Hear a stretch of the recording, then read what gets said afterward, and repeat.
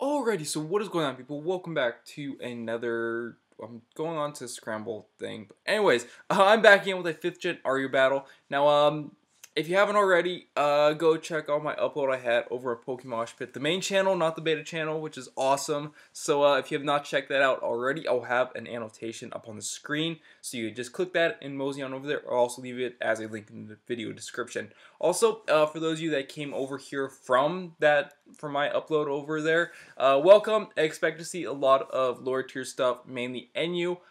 Getting more into RU, so see a lot more of that. And also the occasional Ubers battle here and there, because I do like me some Ubers battles. But anyways, let's move right with the battle. We both just opt to lead off with our Sand Slashes because Sand Slashes set up rocks and yada yada yada. I'm sure that he'll want to get his rocks up because I do have an Archeops on my side of the field, and Archeops does not like rocks because of defeatist and whatnot. So I just opt to go for the Toxic because I do realize that he has quite a few things that are pretty bulky on his team. So I just Toxic. So if I can just Toxic things, then I handle his team a hell of a lot easier. So gonna spin away the rocks because I just want to make sure that the rocks are gone from my side of the field before I bring in Archeops. So yeah, anyways, in comes Ludicolo, and I'm gonna switch out of there, go into Clefable because I don't want to take a Giga Drain, Scald, Toxic, whatever he would want to go for. But he shows me Substitute here, which is pretty much just shouting the fact that he is a Sub-Seed Ludicolo, which is very, very annoying. And fortunately enough, I do have Clefable, and Clefable just pretty much just shuts out Sub-Seed Ludicolo, which is awesome. So gonna fire off a Seismic Toss because I just want to break the Ludicolo sub as he goes into his Sand Slash. So I go into my Spiritomb here. I don't know why, I just figured that maybe I should have just gone into Archeops and then I could U-turn for at least some damage, then go into Spiritomb. But or just anything that could, anything really that can do damage to a Sand Slash. But he gets rocks so I have Spiritomb. I'm gonna Calm Mind up because I'm not scared of anything that his Sand Slash would want to do to me. But he goes into his Mandibuzz here, and I don't want to take a Toxic because I just don't want to waste up my Chesto Berry because I am a Resto Chesto Spiritomb, and I just don't want to burn up my Chesto Berry this early in the battle. So can go into my Clefable to take a Toxic and then Brave Bird and yada yada yada. And and Toxic him because Mandibuzz is also one of his bulky Pokemon that I want to Toxic to just to help wither it down. And yeah, so Mandibuzz is poison, which is great, just gonna help wither it down even more. Gonna go for the Wish here, thinking that maybe he'll just want to go for the Brave Bird just to get some more damage off on me. But he actually just switches out and goes into his Hitmonchan. Now I'm gonna switch out of here and go into my Sand Slash. And the reason why I went to Sand Slash over my Spiritomb is because in the event that he did want to go for close combat, then I could take it, go back up to full HP with the Wish, and then I could Toxic his Hitmonchan, because if I could Toxic Hitmonchan, then first of all he's poisoned, and second of all he has Life Orb. So poison and Life Orb working at withering down this Hitmonchan will really help me KO this thing faster. So now, since I don't have Protect on any of my Pokemon really, I'm going to have to do some switching shenanigans to stall out this Hitmonchan. So I'm going to go into Feraligatr here to resist the Ice Punch and add some more Life Orb and Poison damage to this thing. So that just adds more turn of damage to him.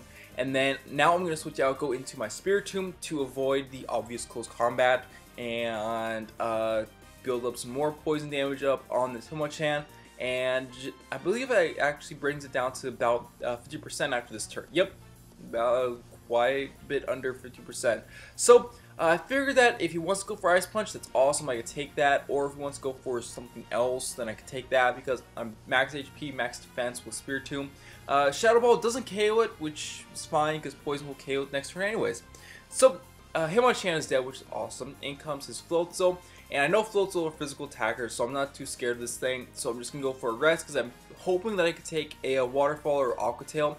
If that was Aqua Tail, I'm pretty sure that would have killed. But I guess he just was didn't want to risk the chance to miss with Aqua Tail. So I guess that's why it was Waterfall. But anyways, rest back up to full HP because Resto Chesto and whatnot. And yeah, he gets a flinch here with that Waterfall, which sucks. Which is pretty unfortunate. But he doesn't flinch to the second one. Gonna hit him with a Shadow Ball. I do manage to get a crit with the Shadow Ball. I really want to say it matters because I don't have any special attack investment into Spiritomb, and I just don't feel that a Shadow Ball should have KO'd a Floatzel from full HP. But in comes Emboar.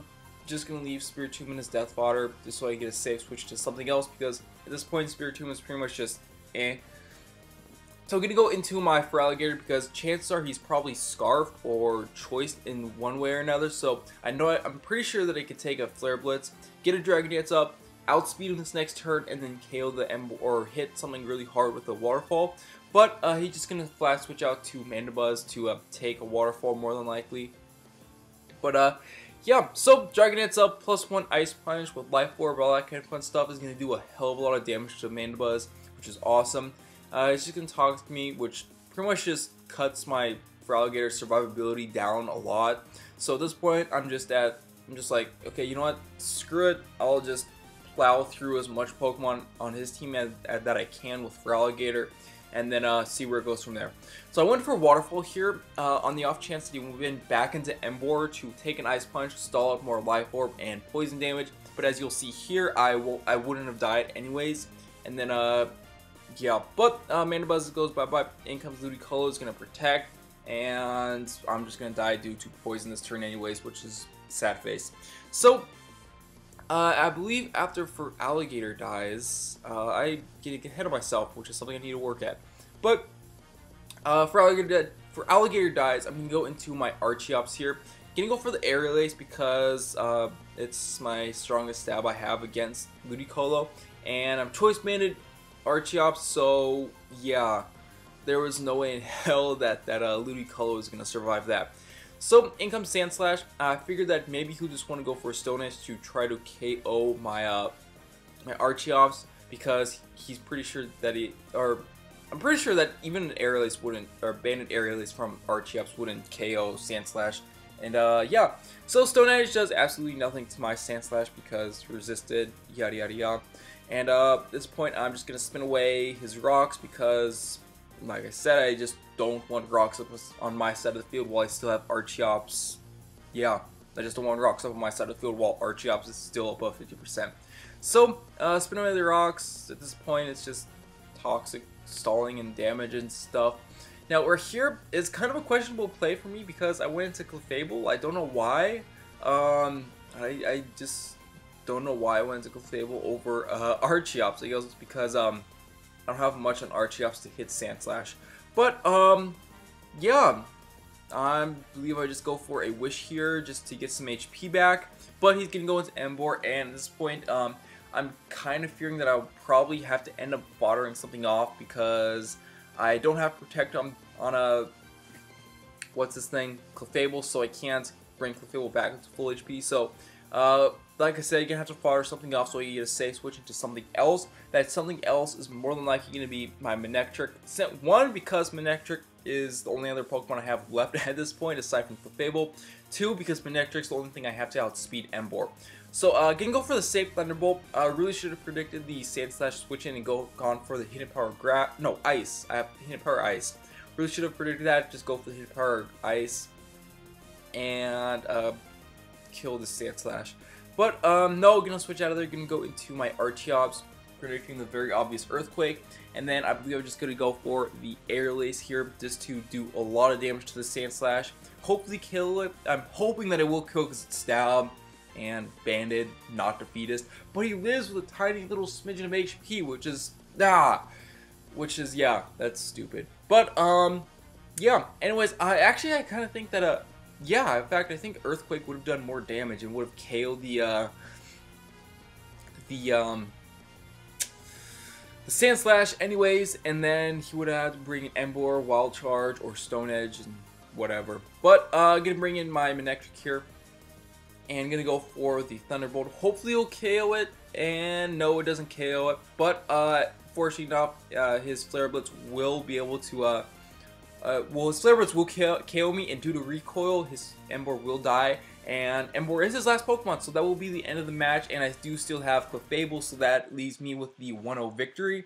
So, yeah, that was a good game. I don't think I mentioned who this was. LuigiFan1234 from the Smoking Waffle Battle Finder. So, yeah, that was a good game right there. I'm actually liking this RE team a bit. But, yeah. Anyways, hope you guys enjoyed this battle. If you did, leave a comment down below. Don't forget to show the like button some love. And, yeah. So with that stuff being said, thanks for watching. And I will see you later.